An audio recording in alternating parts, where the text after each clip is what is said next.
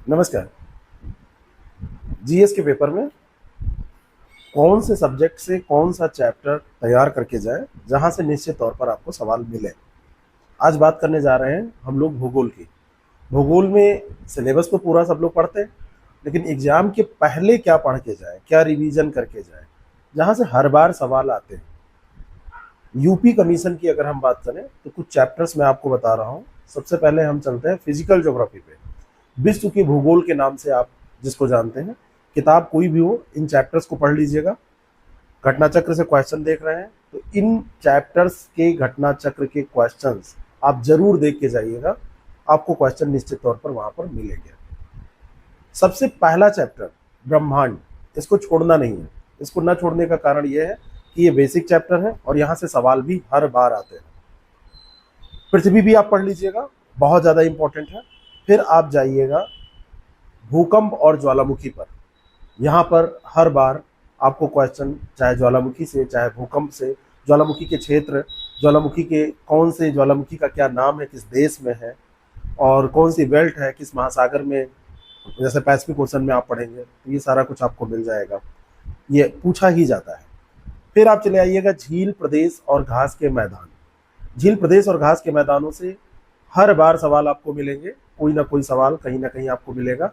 लेकिन दिक्कत यह है कि लोग इसको पढ़ते हैं तो केवल रटते हैं। आप रटने के साथ साथ मैप जरूर देखिएगा। उसके बाद आपको वायुमंडल, वायुमंडल में पढ़ना है। सबसे ज़्यादा इम्पोर्टेंट है कि आप बेसिक कॉन्सेप्ट जानें और जो वायुमंडल की परतें हैं उनके बेसिक फीचर्स पे जितने भी क्वेश्चंस हैं उनको देख लीजिएगा। यहाँ पे सवाल आपको निश्चित तौर पर मिलेंगे। फिर आप आइएगा वायुमंडलीय संचरण। अगर आपका ज्योग्राफी सब्जेक्ट है और आपको समझ में आती हैं चीज़ें तो आप ये चैप्टर देख के जाएं, सारे क्वेश्चन आपके सही हो जाएंगे।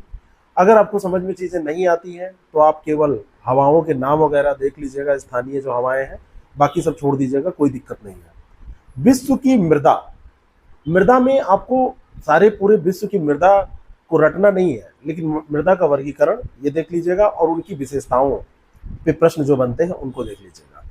फिर हम आते हैं वनस्पतियों पर। यहाँ से सवाल हर बार पूछे जाते हैं, इसको जरूर पढ़िएगा। जल मंडल में सबसे ज़्यादा जरूरी है तटों के बारे में पढ़ना, उनके बेसिक फीचर्स जो होते हैं समुद्र के, महासागर के, उनको आप देख लीजिएगा। और नदियाँ, विश्व की नदियाँ, विश्व की नदियों में सबसे ज़्यादा इंपॉर्टेंट है कि कौन सी नदी किस देश में बहती है और कौन सा शहर किस नदी के तट पर स्थित है, क्योंकि यहाँ पर मुहाना कुछ नदियों का पूछा जाता है।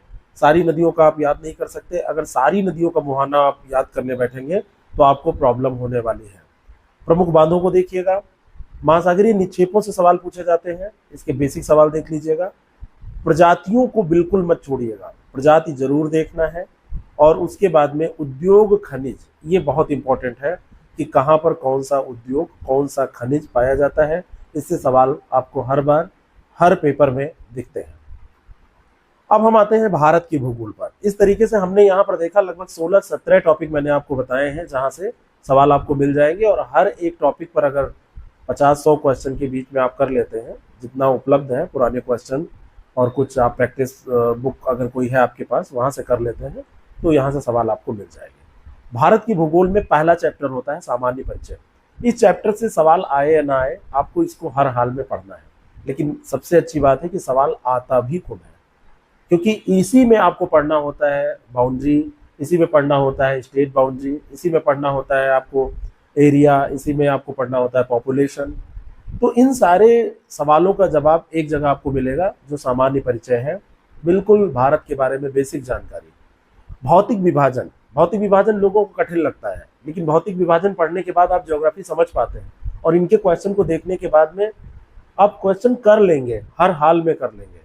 तो सामान्य परिचय जब पढ़ रहे होंगे तो उस समय देख लीजिएगा स्टेट बाउंड्री, केंद्र शासित प्रदेश, और केंद्र शासित प्रदेश में 2019 में जो परिवर्तन हुआ उसको भी आपको हर हाल में देख के जाना है।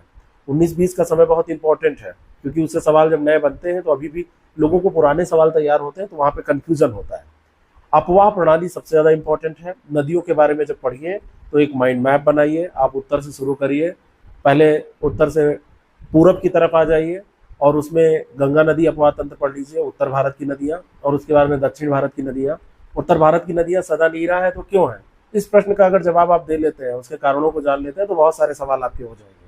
और दक्षिण भारत की नदियां सदाबहानी नहीं है, असतत नदियां वो बोली जाती हैं, वो क्यों, और इसमें कौन सी नदी लंबी है, कौन सी छोटी है, बड़ी है, नदियों किनारे बस ऐसा है, ये सब आप देख लीजिएगा। और उसके बाद में भारत की मृदा बहुत ज्यादा इंपॉर्टेंट है। विश्व की मृदा में आप केवल ये देखेंगे वर्गीकरण, लेकिन यहाँ की मृदा में क्षेत्र भी आपसे पूछा जाता है, किस राज्य में कौन सी मृदा और किस मृदा का कितना क्षेत्रफल, ये दो बेसिक चीजें हैं। और फिर इसमें जोड़ लीजिएगा फसलों को, तो आपका ये तैयार हो जाएगा। भारत की प्राकृतिक वनस्पति बहुत ज्यादा इंपॉर्टेंट है। नॉर्थ ईस्ट में आप जाएंगे तो नॉर्थ ईस्ट में प्राकृतिक वनस्पति, और वेस्टर्न घाट पे जाएंगे वो, और हिमालयी प्राकृतिक वनस्पति, ये तीन बहुत इंपॉर्टेंट है। बाकी मरुस्थलीय वनस्पति, उसमें बस आपसे बेसिक फीचर्स पूछे जाएंगे। कृषि और पशुपालन, इससे लेटेस्ट आंकड़े भी आपसे पूछे जाते हैं। यहाँ पर आपसे वैरायटीज भी पूछी जाती हैं, यहाँ पर आपसे उर्वरक के बारे में भी पूछा जाता है। तो ये मोस्ट इंपॉर्टेंट चैप्टर है, जहाँ से 3-4 सवाल आपको मिले जुले हर बार मिल जाते हैं, जो आप कह सकते हैं कि ना तो प्योर ज्योग्राफी है, ना प्योर वो साइंस है, ना आप ये कह सकते हैं कि ये जनरल इंफॉर्मेशन है, लेकिन ज्योग्राफी का ये चैप्टर आप पढ़ेंगे तो आपका तैयार हो जाएगा। बहुउद्देशीय परियोजनाएं मोस्ट इंपॉर्टेंट। बहुउद्देशीय परियोजनाएं कहाँ पर है, किस स्टेट में है, और क्या उनका योगदान है, किस क्षेत्र में काम कर रहे हैं, कि सिंचाई के लिए है या वो बिजली उत्पादन के लिए है, तो उस पर कौन सा बांध बनाया गया है, ये सारी चीजें साथ में देखते चलिएगा। खनिज और ऊर्जा संसाधन, करंट अफेयर्स में तो पढ़ना ही होता है, कुछ ट्रेडिशनल क्वेश्चन होते हैं। खेतड़ी राजस्थान, इसमें करंट अफेयर की कोई जरूरत नहीं है ना, कोलार के लिए करंट अफेयर की जरूरत नहीं है, झरिया की खान के लिए करंट अफेयर की जरूरत नहीं है, ये ट्रेडिशनल क्वेश्चन है, ये आपसे पूछे ही जाते हैं। गोंडवाना लैंड में क्या पाया जाएगा, कोयला पाया जाएगा, है ना। कर्नाटक के पठार में क्या पाया जाएगा, लोहा पाया जाएगा, है कि नहीं है। यूरेनियम कहाँ मिलेगा, यूपी में यूरेनियम कहाँ मिलेगा। तो ये सारे ट्रेडिशनल क्वेश्चन है जो आपसे हर बार पूछे जाते हैं। इसके लिए किसी भी तरीके से आप ये सोचे कि करंट में पढ़ लेंगे, नहीं, ट्रेडिशनल और करंट दोनों साथ में। फिर आप आ जाइए भारत के प्रमुख पर्यटन स्थल, और पर्यटन स्थलों को जब पढ़िएगा तो उनके महत्व को अच्छे से पढ़िएगा, ऐतिहासिक महत्व को उससे रिलेट कीजिएगा। जैसे इतिहास में भी सवाल इससे आपसे पूछे जाते हैं, हो जाएंगे। और फिर भारत की प्रजातियां और जनजातियां, जो यहाँ की ट्राइब्स हैं, उनके बारे में पढ़ लीजिएगा और उनको स्टेट वाइज तैयार कीजिएगा। और खास करके ऐसी ट्राइब जो एक स्टेट से ज़्यादा में पाई जाती है, नॉर्थ ईस्ट की सारी ट्राइब्स बहुत ज़्यादा इंपॉर्टेंट है, और उनका काम क्या है, व्यवसाय क्या है, वो जीविकोपार्जन कैसे करते हैं, उनकी जीविका कैसे चलती है, मुख्य धारा में शामिल करने के लिए उनके क्या प्रयास हुए, तो उन कार्यक्रमों को भी यहाँ पर जोड़ लीजिएगा। इतने चैप्टर अगर आप पढ़ लेंगे, यानी कि यहाँ पर मैंने आपको लगभग 10 चैप्टर बताए हैं, वहाँ पे अपना वर्ल्ड जो ज्योग्राफी है, फिजिकल ज्योग्राफी, वहाँ पे 16 चैप्टर लगभग बताए हैं। इतना पढ़ने के बाद में आपको 80% सवाल यहाँ से मिल जाएंगे। और टोटल अगर आप पढ़ेंगे तो आपके पास ये तो हो गए 25 चैप्टर के आसपास। टोटल आप पढ़ेंगे तो लगभग आपके पास 42, 43, 45 तक चैप्टर्स होते हैं जिनको पढ़ना होता है। तो मैं ये मान के चलता हूँ कि 60% में आपका काम 80% वाला हो सकता है, अगर आप स्मार्ट तरीके से पढ़ते हैं। हमारे साथ भी प्रैक्टिस कर सकते हैं, हमारे कोर्स में जुड़ के आप प्रैक्टिस कर सकते हैं, हम डेली प्रैक्टिस कराते हैं, उससे आप जुड़ जाइए। हमारे कोर्स में आप जुड़ेंगे तो आपको 200 क्वेश्चंस की रोज प्रैक्टिस कराई जाएगी, वो तो गारंटेड बिल्कुल आपकी तैयारी हो जाती है उससे। आप गारंटेड उसमें करंट अफेयर के साथ जब तैयारी करते हैं तो तैयार ही हो जाता है आपका, उसमें कोई डाउट ही नहीं रहता है। तो ये तो आप पे डिपेंड है, आप खुद पढ़ते हैं, हमारे साथ पढ़ते हैं, किसी के साथ पढ़ते हैं, लेकिन इन चैप्टर्स को पढ़ के जाइएगा। अगले एपिसोड में मिलेंगे, हिस्ट्री की बात करेंगे, कौन कौन से इंपॉर्टेंट चैप्टर है, और फिर आगे ऐसे ही बात करते रहेंगे। Thank you so much.